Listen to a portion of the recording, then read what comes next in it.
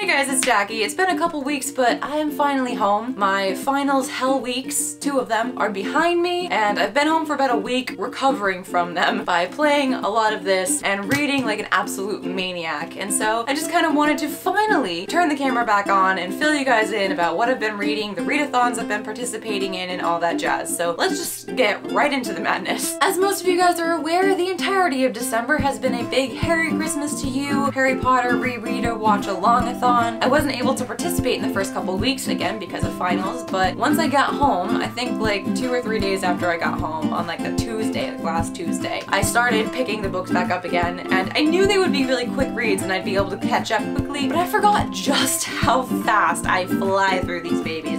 So literally just since last Tuesday, I already finished the first 4, and I'm now about to start Order of the Phoenix today. I finished the first 2 before the Christmas Booktube-a-thon, but then on the 19th, the Christmas Booktube-a-thon started, and I finished Prisoner of Azkaban after midnight. So Prisoner of Azkaban actually counted as my first book that I finished during the Christmas Booktube-a-thon. In case you guys weren't aware, the Christmas Booktube-a-thon took place from December 19th to December 21st, just 3 days, and so yes, it ended yesterday. It was essentially a more relaxed version of the summer Booktube-a-thon that took place this past summer. This one had 4 challenges. One of them was to read a book with red and green on the cover, so Harry Potter and the Goblet of Fire knocked that one off for me, which is great. And this has actually been my favorite Harry Potter 2 reread so far. I forgot how much I really love this one. It's like that perfect mix of happy and fun and light and exciting, but also dark and serious. Things are about to go down. So that was a lot of fun. I had a great time doing that. And like I just said, before I got to that, I also just finished Harry Potter and the Prisoner of Azkaban an hour or 2 into the Booktube-a-thon. So that is 2 out of 3. One of the challenges was to read 3 books, and so that was 2 out of the 3. And then the third one knocked off the other 2 challenges as well. So that was Through the Looking Glass by Lewis Carroll. These books are so weird. They're enjoyable in a fever dreamish sort of way, and they have a lot of really vivid imagery, but they make no sense. It's a lot of fun, but like it's so crazy and strange. This one was a book that was gifted to me very recently. My parents found this in an antique store. It's obviously very old and it's gorgeous, and it has some really beautiful illustrations in it, and I was afraid to actually read this copy because it's so fragile, so I read it in this bind-up that I own, but I still count it. And also it knocked off the challenge of reading a book you really wanted to get to this year. I've wanted to get to this since I read Alice's Adventures in Wonderland during the summer Booktube-a-thon. So that completed those 2 challenges and was also the 3rd book. So I completed all 4 challenges and I had a really great time. Now the fun actually did not have to end when Booktube-a-thon ended for me, because immediately starting today was the winter Reread-a-thon. So that lasts from today until January 2nd, and it's essentially just 2 weeks of rereading a whole bunch of your favorite books, just because I haven't really had a chance to reread stuff in a while, and so Thanksgiving break and now I've been giving myself an opportunity to do that. And so obviously the main ones I'm going to be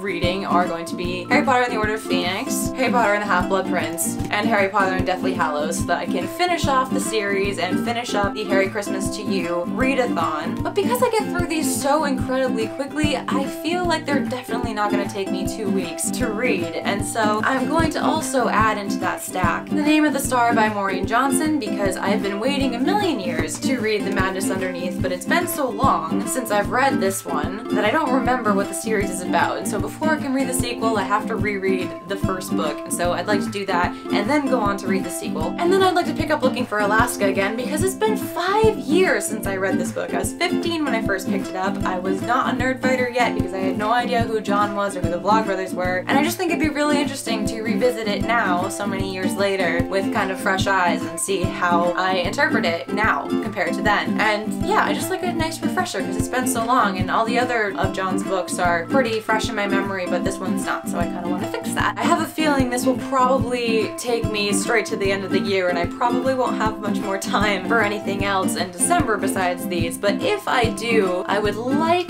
to actually, instead of rereading, pick up something new by finishing the rest of these stories and stuff that are in this bind-up, which I think is Sylvie and Bruno. Sylvie and Bruno concluded, Phantasmagoria, and like some verses and poetry. I'm not even sure, but there's quite a bit more in here than just the first 2 books. So if I have any extra time, these are really quick reads, so I'd like to sort of finish that up so that I can say I read this whole bind up and add that to my Goodreads challenge, because I'm very close to the 60 books, but I don't know if I'm gonna have enough time to actually reach that goal. We'll see. I think that's pretty much all I wanted to tell you. So yeah, 3 read-a-thons, during which I read 5 books, and then right before the read-a-thons started, I also reread The Hunger Games and Catching Fire. The parts of Catching Fire I'd skimmed over during Thanksgiving. So 7 books in like a week and a half.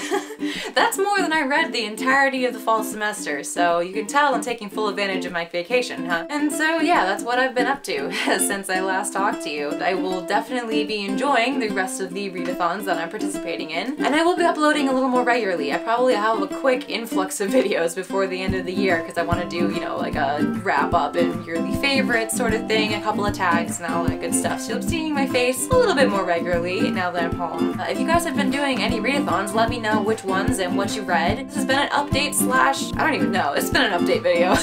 My name is Jackie and I will see you guys very soon. And also guys, I keep forgetting to mention this. The music that I've been using in a lot of my videos and in this video and like in my outros a lot and stuff, it's by Amy Naylor. I'll leave her link to her channel down below. She had contacted me asking if she could specifically make up a song on her ukulele for me, which I just thought was the coolest thing ever, so I was like, hell yeah. And so I had mentioned that in like the description and like in text at the end of a video, but I haven't like verbally expressed that to you, so I wanted to finally mention that. So it's Amy Naylor, she does her own music and stuff. I just thought that was the coolest thing ever. So if you like the song, check out her channel. Just wanted to add that in there.